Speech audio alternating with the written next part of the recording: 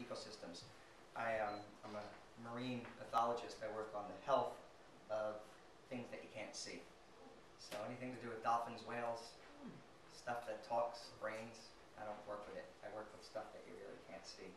Mostly coral reefs and shellfish.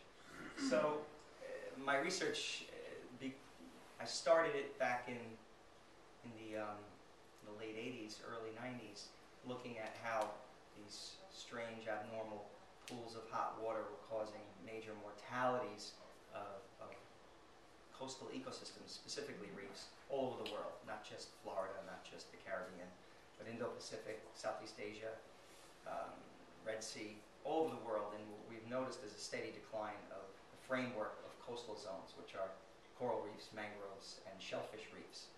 And the #1 threat that seems to be affecting them is temperature. And what I'm looking at is there a link between increased rate of pathogens and infections as a result of warmer temperatures. However, I've been giving these talks for over 15 years now, more intensely in the last 10 years. And and when I testified back in 98, 99 at a congressional hearing in the White House, I learned that many people really don't know what's controlling temperature. Like, what is this thing, greenhouse effect? I mean, we can read a textbook, and everyone goes online, and you know what the greenhouse effect is, but do you really know what controls the greenhouse effect? What's controlling temperature? What's regulating climate? What's regulating the poles, and what's regulating the tropics? What keeps everything working sort of like a thermostat, a self-regulating system? And I found out that a lot of policymakers, people that make decisions, people that spend your tax dollars, really don't know how the system works, and they rely on us geeky scientists to figure out, what do we, let's ask the geeks, let's find out what they say. And then you got your geeks that want to support their families and want to have a good job, and they might say things to the same person that's writing their check, and it gets to be kind of icky science. It's kind of strange sometimes. But we see a lot of the mistakes with global warming and the greenhouse effect happen because policymakers are not on the same page with each other, and scientists are not on the same page with each other. And when science and policymakers are not on the same page, you get a whole lot of wasted money.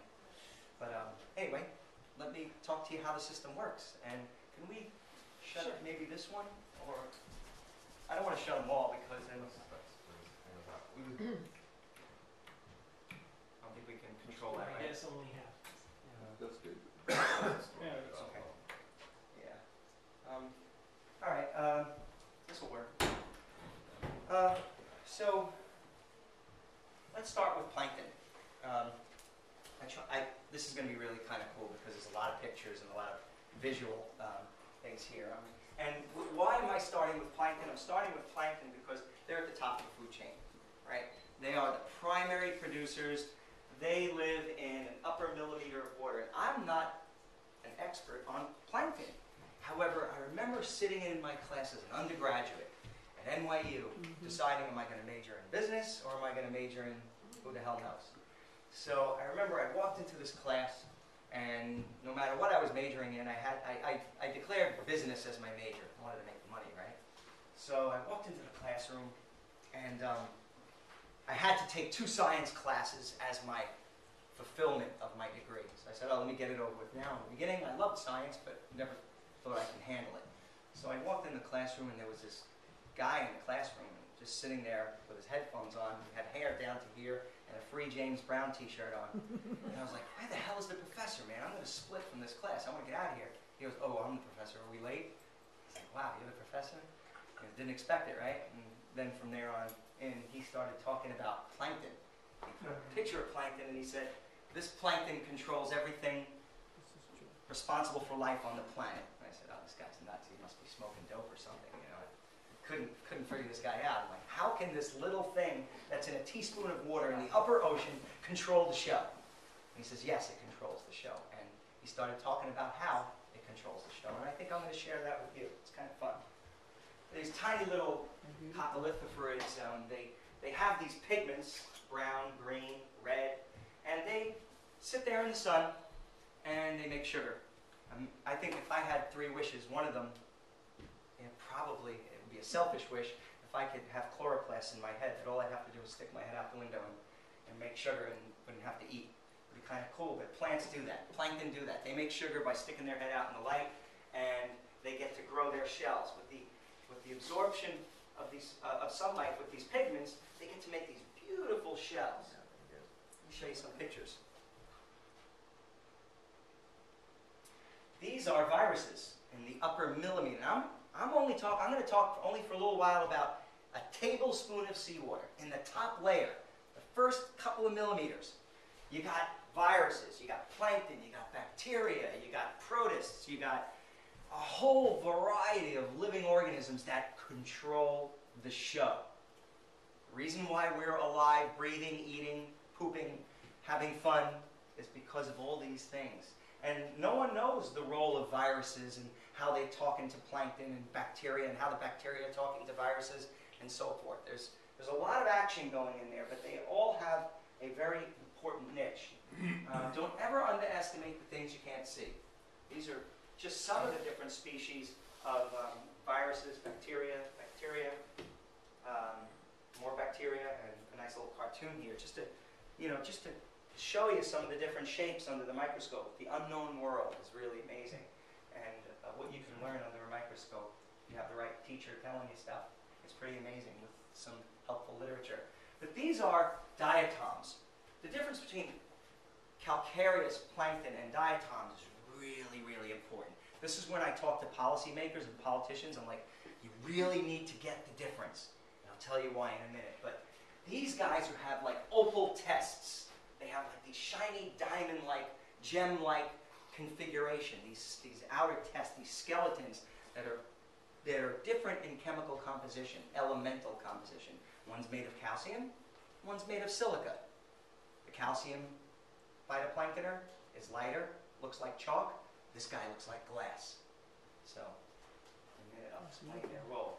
This picture, I put it up. I have to dedicate all my presentations to this creature, Emily. I call her Emily. It's Emiliana huxley. It's a calcareous, chalk-like phytoplanktoner. Lives in the upper millimeter of the ocean. And this was that first picture that he put up on the blackboard, and I was like, whoa, this is pretty cool, this creature.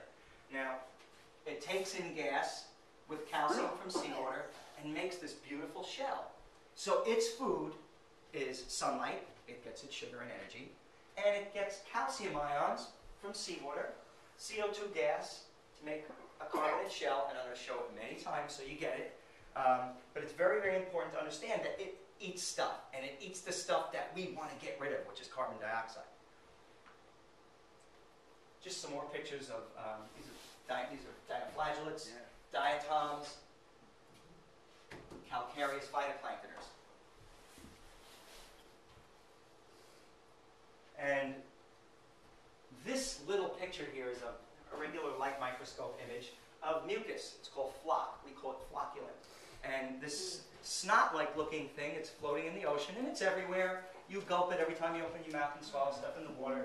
And it has a wide variety of amazing creatures like the ones I showed you. And what this floc is a whole science behind this floc, is that, it has a sticky mucoid surface. It's waste products from other plankton or diatoms or fish, and this mucus traps plankton. And it sits there, catches stuff sticks to it, and it sinks. Sinking is a good thing, and I'll tell you why. That's just another image of a whole mucus trap of fecal matter, live stuff, bacteria, broken skeleton parts, and probably about a quarter of the size of a pin.